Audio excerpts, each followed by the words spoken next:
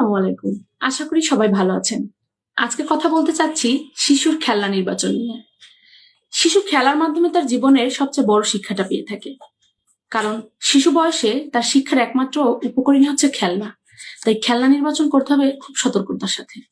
শিশুর খেলনা এমন নির্বাচন করতে হবে যাতে তার বয়স উপযোগী এবং সমর্থপূর্ণ হয়। শিশুর খেলনা যেন সবসময় আলোকিত বা রং উজ্জ্বল হয়। শিশুর খেলনা শক্ত মজবুত হতে হবে।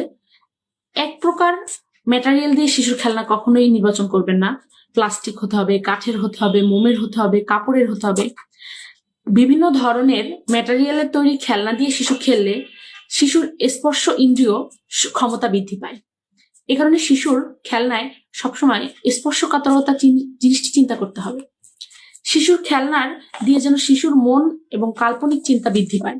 এ কারণে শিশুকে দিতে হবে গঠনমূলক খেলনা, যেমন রান্নাবান্নার খেলনা, বিল্ডিং তৈরি করার খেলনা, ব্লক।